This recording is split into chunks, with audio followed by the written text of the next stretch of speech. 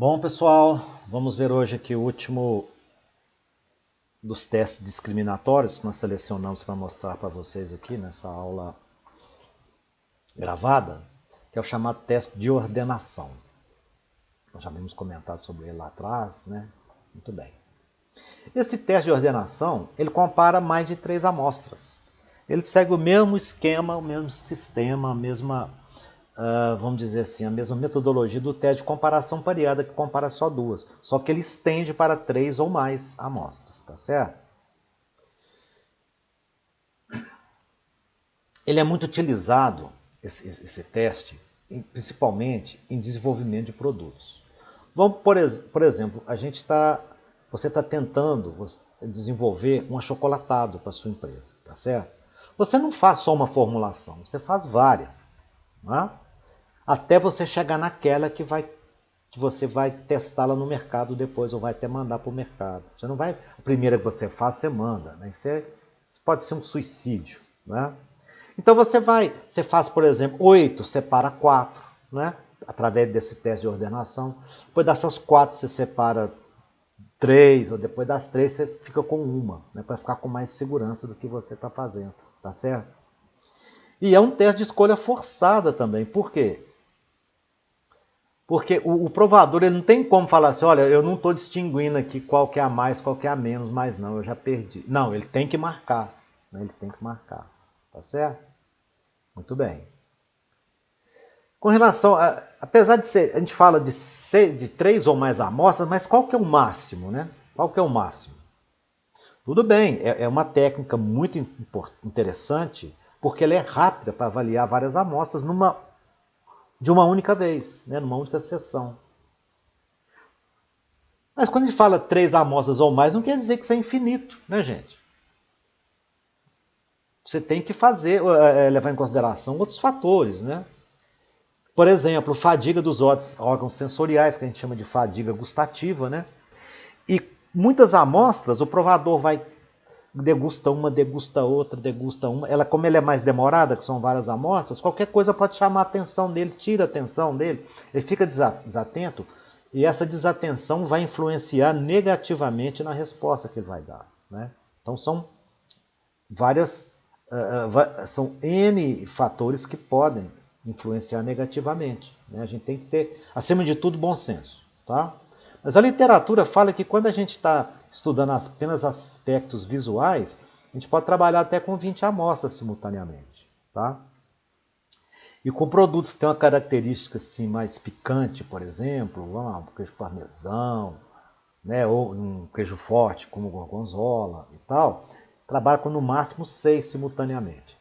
Porém, o bom senso tem que prevalecer, né? O bom senso tem que prevalecer sempre. Se você acha que aquele queijo seu gorgonzola, um queijo do reino, que está muito maturado, se 6 é muito, você vai para 4, por exemplo.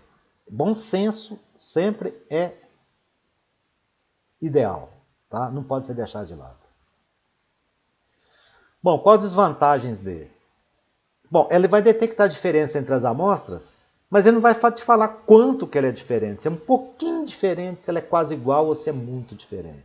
Essa é uma desvantagem do método, né? Na compensação, ele é rápido, né? E muitas das vezes, como a gente trabalha com diferenças mínimas, os provadores têm dificuldade em distinguir as amostras, tá certo? Tem dificuldade. Então, eles podem vir a demorar muito em cada teste, né? Apesar de ser uma técnica rápida. Ele é mais rápido que as demais que têm o mesmo objetivo que ela, ou seja, de avaliar mais de 3 amostras, né? Mas esse aqui, ele pode, se as amostras estiverem muito próximas, o provador vai sentir dificuldade, tá? Para discriminar essas amostras. Como é que então é esse teste? O provador recebe todas as amostras simultaneamente, né? Codificadas em posição casualizada. Vocês lembram que lá atrás eu já falei com vocês, a apresentação das amostras para os provadores tem que ser balanceada e casualizada. Você não pode colocar assim, ó, tá? Intensidade do gosto salgado, crescente, é crescente ou decrescente, né? Assim, não. Você não pode fazer isso, tá? Não pode. É sorteio, casualizado. Aquele esqueminha que a gente sabe que nós vamos mostrar mais adiante, né? E o número de provadores é no mínimo 12. Tá certo? No mínimo 12 provadores. Esse aqui é um exemplo de uma ficha, tá? Não quer dizer que seja a nossa ficha. É um exemplo. A gente tá trabalhando com doce de leite aqui, ó. Por favor, prove as amostras de doce de leite. Ordene-as de acordo com a intensidade do gosto doce. A amostra mais doce deve ser colocada em primeiro lugar. Após a avaliação, enxágue a boca e espere 30 segundos. Esse primeiro lugar aqui quer dizer, a mais doce recebe nota 1. Aqui tem um código aqui, 345. Se ela for mais doce, eu coloco aqui, ó. Essa aqui tem outro código, 126. Se ela for a menos doce, eu coloco 4 aqui. Mas na frente vocês vão ver isso melhor lá no exemplo prático que nós trouxemos aqui para vocês, né? Como é que a gente faz a análise dos resultados? A gente monta essa tabela aqui, ó, tá? O provador aqui e as amostras. Amostra A, B, C, D, né? Provador 1, provador 2. E depois a gente soma as que a gente chama de ordens, ou seja, a soma de cada amostra, né? Essa aqui deu X, a B deu Y, a C deu Z e a D deu W. Nós vamos ver na prática ali como é que funciona, né? Aqui na teoria, mas é o exemplo de aplicação. Vamos lá. Isso aqui já não é mais doce de leite, tá? Isso aqui é outra coisa, é de manteiga. Um teste de ordenação foi utilizado para ordenar 3 amostras de manteiga em ordem crescente de odor de ranço, né? A nota 1 que você vai, quando o provador vai dar a nota 1, é para aquela que tem um odor menos rançoso e a 3 para o odor mais rançoso, tá certo? Então, e a 2 então é intermediário, né? Analise os resultados e verifique se há diferença significativa entre as amostras e conclua o teste. Tá? Então já foi feito o teste. Eles trabalharam então com 3 marcas de manteiga, né? Tá aqui. Aqui colocamos aqui, montamos essa tabela tipo aquela lá, seguindo aquele modelo, né? Vem até aqui o 15º provador, né? Aqui nós temos 3 amostras, tá? 3. O resultado dessa aqui, da soma da ordem é 24. Tá? Como é que faz isso? O provador, deixa eu explicar aqui para vocês. Ó, a gente pega lá a ficha do provador 1. Ele deu nota 2 para 471, deu 1 para 537 e 3 para 901. O que quer dizer isso aqui? Essa aqui tem um odor mais rançoso, essa aqui tem menos rançoso. O provador 12, ele deu nota. Esse aqui, o mais rançoso foi a 471. Segundo lugar ficou 901. Em terceiro ficou a 537. Né? E assim por diante, até a gente obter a soma das ordens. Tá? Esse exemplo que nós demos aqui, essa foi a ficha de avaliação dele. Ó. Aquela outra lá foi um exemplo. Tá? Por favor, prove as amostras. Ordene-as de acordo com a intensidade do odor de ranço. A amostra considerada mais intensa deve receber o valor 1. Então, aqui, ó, 128, nesse provador.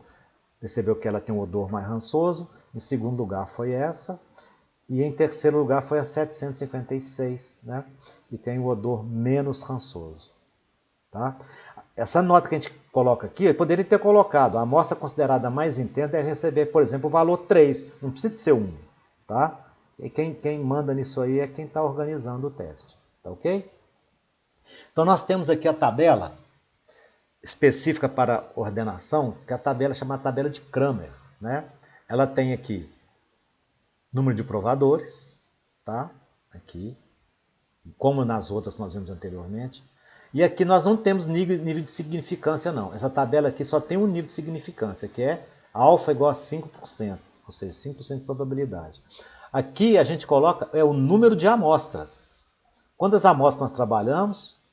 Foram 3 aqui, ó. 1, 2, 3. Ok? Então coloco no 3 aqui. E aqui eu vou achar um intervalo, né? 3 aqui, e aqui vou achar um intervalo que eu vou mostrar para vocês aqui adiante, como é que vai ser. Ó. O intervalo é de 23 até 37, tá? De 3 até 37. O que quer dizer isso? Todas as somas de ordens que estiverem entre 23 e 37, não há diferença entre elas, tá certo? Não há diferença entre elas. Tá? Então vamos lá, observe o seguinte. Os valores 24 e 25 ó, ficaram entre o 23 e o 37. Então, o 24 e o 25 que correspondem, né, aos códigos 471 e 537, vou voltar aqui para a gente ver lá. Não, passei muito, né? Ficou lá para trás, perdido. Aqui, ó. 431, 537 foi 24 e 25 a soma deles. Eles ficaram entre aqueles valores 23, né, e 37. Não é isso? Ó, 23 e 37. Muito bem. Agora, o que está dizendo aqui? Esses dois aqui não tem diferença. Aquelas amostras lá não tem diferença significativa entre elas, tá? Ou seja, as amostras 471 e 537. Está o quê? Entre esses dois valores, né, o intervalo que a escala de Kramer nos mostrou. Como a amostra 901 ficou fora do intervalo gerado pela tabela, que ela está fora, ela é maior do que o 37, ela difere significativamente das demais, ou seja, ela é diferente, essas duas são iguais entre elas, e essa aqui é diferente das duas, né? Conforme a ficha de resposta, vocês lembram lá? A nota 3 é dada à amostra que apresenta maior odor de ranço, né? 3 é maior odor de ranço. Então, que foi a 901. Então ela é considerada mais rançosa, porque se ela teve uma soma maior de ordens, 41, certamente ela teve mais notas 3. Depois a gente pode até conferir depois lá, tá? Mais notas 3. E agora nós vamos concluir o trabalho. Olha só.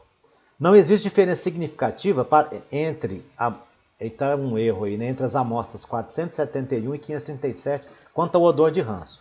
A amostra 91 apresentou maior intensidade do atributo estudado que as demais, ao nível de 5% de probabilidade. Qual foi o atributo estudado? Odor de ranço, né?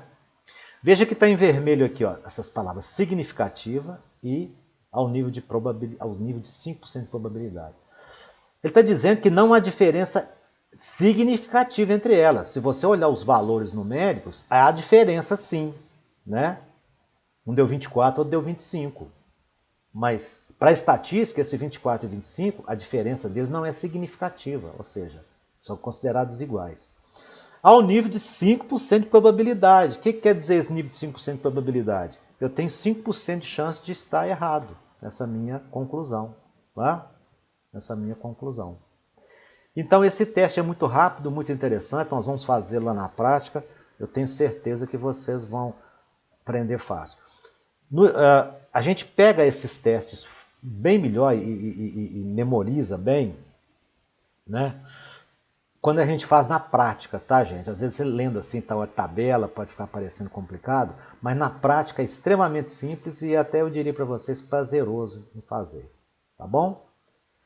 Então, para encerrar essa primeira parte aí, eu deixo com vocês aí o meu roqueiro predileto, né? E atrás ali, talvez a minha banda predileta de rock and roll, que nós curtimos muito aqui na minha casa, né? Desde sempre. Esse dia meu filho veio aqui ficar ouvindo umas músicas comigo, naturalmente muitos Stones, né? Tudo de bom para vocês e vamos aguardar mais o que vem pela frente aí, tá bom? Um abraço e fiquem bem.